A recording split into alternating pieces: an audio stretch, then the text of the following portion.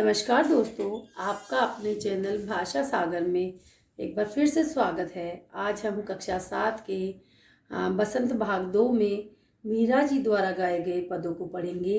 भोर और बरखा पाठ 16, जिनको लिपिबद्ध किया है नरोत्तम दास स्वामी जी ने। मीरा जी ने खुद ने एक भी पद नहीं लिखा है। सारे पद हम जो पढ़ेंगे वो सब नरोत्तम दास जी द्वारा ही लिखे गए हैं। पहला पद जो है उसमें मीरा जी ने जो गीत गाया है उसमें वात्सल्यपूर्ण गीत है और उसमें ये बताया गया है कि किस तरह से एक माँ जो यशोदा माँ है वो अपने कान्हा को किस तरह से अपने बेटे को पुत्र को जगा रही है ना, उसका सुंदर वर्णन इसमें किया गया है। और दूसरे पद में यहाँ पे मीरा जी ने वर्षा का सुंदर वर्णन किया है। तो हम पहले पद को पढ़ते हैं। इसमें हम जैसा कि मैंने पहले भी बताया है कि कविता को पढ़ते समय अल्प विराम और पूर्ण विराम का ध्यान रखना चाहिए। वैसे ही हम आज इसको पूरा इस पद को पठन करेंगे, फिर इसका हिंदी अनुवाद देखते हैं। जागो बंसी वारे ललना, जागो मोरे प्यारे, रजनी बीती भोर भये हैं भयो है, घर घर खुले किवारे, गोपी दही मथते सुनियत है कंगना के झनकारे। उठो लालजी भोर भयो है, सुर नर ठाड़े नारे, ग्वाल बाल सब करत कुलाहल, जय जय शब्द उचारे।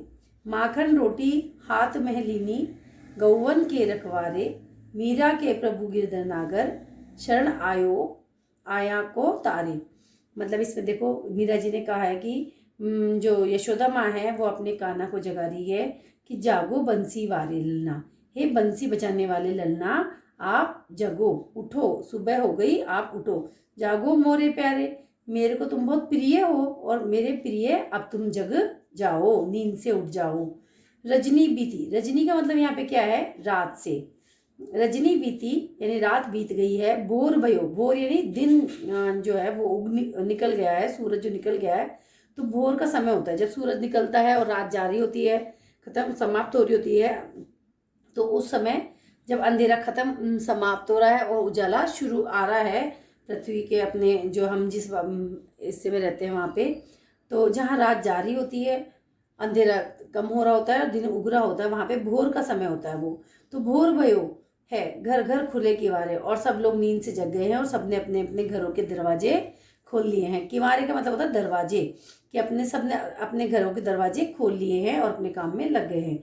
गोपी दही मथत सुनियत है कंगना के झनकारे, मतलब वो बोल रही है अपने ललना को कि हे कान्हा आप जगो, देखो गोपियाँ दही को मथने लग गई है, गोपियाँ दही को बिलो रही हैं और बिलोते समय उनके कंगनों के झनकारे जो हैं वो हमें सुनियत यानी सुनाई दे रहे हैं, सुनाई में आ रहे हैं कि उनकी जो चूड़ियाँ हैं वो बज रही हैं मथने के कारण, तो वो हमें सुनाई दे रही है। उठो लाल जी, वो अपने प्रिय पुत्र को प्यार से कह रही है लाल, और उसके आगे जी भी लगा रही हैं, तो बोल रही है उठो लाल जी भोर भयो, मतलब कि सुबह हो गई है।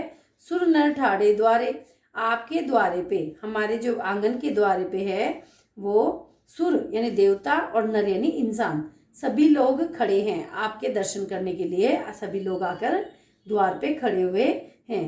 ग्वाल बाल सब करत कुलाहल, और जो उनके साथ जो छोटे छोटे बच्चे आए हुए हैं, जो आपके जो दोस्त हैं जो ग्वालों को चराने जाते हैं आपके साथ, वो जो ग्वालों के बाले हैं, बाले नहीं बच्चे, उनके जो बच्चे हैं वो सब बाहर शोर मचा रहे हैं कि कान्हा जल्दी आओ, जय जय शब्द उचारे, और वो शब्द आपके लिए कुछ कुछ शब्द बोले जा रहे हैं, भाई आ जाओ जल्दी से आ जाओ, खेलेंगे ये वो। माखन रोटी हाथ में लीनी, और वो सब लोग क्या होते हैं माखन रोटी लेके आए, आपका जो प्रिय भोजन है माखन वो और रोटी लेके आए। गौवन के रखवारे, गौवन यानी गाय चराने वाले, गाय को रखवारे करने वाले जो वो बालक हैं छोटे छोटे, वो गाय वो अपने हाथ में माखन और रोटी भी लेकर आए हैं। मीरा के प्रभु गिरधर नागर, अंत में मीरा जी कह रही हैं कि मीरा के जो प्रभु हैं वो गिरधर यानी जो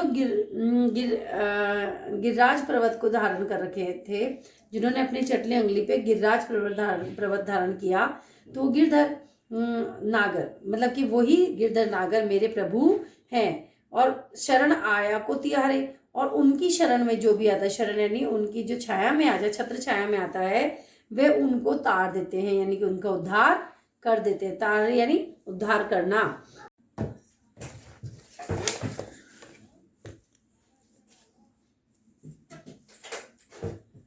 मीरा जी का दूसरा पद है, बरसे बदरी सावन की, सावन की मन भावन की, सावन में उमग्यो मनो मेरो मनवा, भनक सुनी हरियावन की, उमड़ घुमड़ चहु दिसी से आया, दामिन दमके झरलावन की, नन्ही नन्ही बूंदन मेहा बरसे, शीतल पवन सुहावन की, मीरा के प्रभु गिरधर नागर, आनंद मंगल गावन की।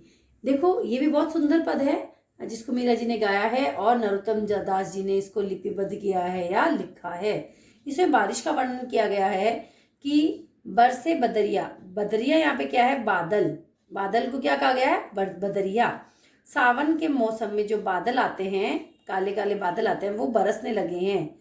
सावन की मन भावन की, और जो सावन है वो मन को भाने वाला होता है क्योंकि चारों तरफ हरियाली हो जाती है, चारों तरफ सब जगह मन को मोहने वाला प्रकृति का वातावरण हो जाता है। तो सावन की जो बदरिया है वो बरस रही है, और सावन की क्या, वो तो मन को भाने वाली बदरिया है जो बरस रही है। सावन में उमग्यो मेरो मनवा, सावन में मेरा मन बहुत ही उल्लासपूर्ण हो जाता है और बहुत प्रफुल्लित हो जाता है। भनक सुनी हरियावन की, जब वह सुनता है, मेरा मन को जब पता चल जाता है कि हरि आने वाले हैं, आवन यानी आना, भनक यानी कि जो चर्चा होती है ना, हल्की फुल्की चर्चा कि भाई हाँ आने वाला है कोई, ये तो भनक यानी आहट, किसी के आने की सुबगाहट या आने की सूचना। तो जब से मैंने सुना है कि हरि आने वाले हैं, हरि यहाँ कौन है, कृष्ण जी, कृष्णा या कान्हा आने वाले हैं, तो सावन में मेरा मन बहुत विचलित हो रहा है, बहुत प्रफुल्लित हो रहा है उनसे मिलने के लिए, उनके साथ खेलने के लिए, रास तरचाने के लिए। उमड़ घुमड़ चहु दिशी से आया, मतलब उमड़ घुमड़ यानी बादल जब आते हैं बारिश के तो घुमड़ घुमड़ आवाज करते हैं वो, तो उमड़ घुमड़ यानी वो अपने आवाज के साथ में चारों दिशाओं से ही आ रहे हैं, ना तो वो पूर्व से आ रहे हैं, ना ही केवल पश्चिम से आ रहे हैं, ना ही उत्तर दक्षिण से, वो तो चारों दिशाओं से ही बादल जो है बारिश के वो आ रहे हैं। दामिनी दमके झरलावन की, और जो दामिनी यहाँ पे कौन है, बिजली, बिजली दमकना यानी चमकना, बिजली चमक रही है। और झरलावन की, लावन यानी जो बारिश की जो झर लग रही है ना, ये हल्की हल्की बारिश होने लगी है, तो उसकी जो बारिश की जो हल्की हल्की बारिश बरसने लगी है और बिजलियां चमकने लगी हैं और चारों तरफ से बादल आ रहे हैं। नन्ही नन्ही बूंदन मेहा बरसे, जो और छोटी छोटी बूंदों में बारिश की शुरुआत होने लगी है। बरसे यानी बरसना, और बूंदन यानी छोटी छोटी बूंदों के अंदर में यानी बारिश, वर्षा होने लगी है।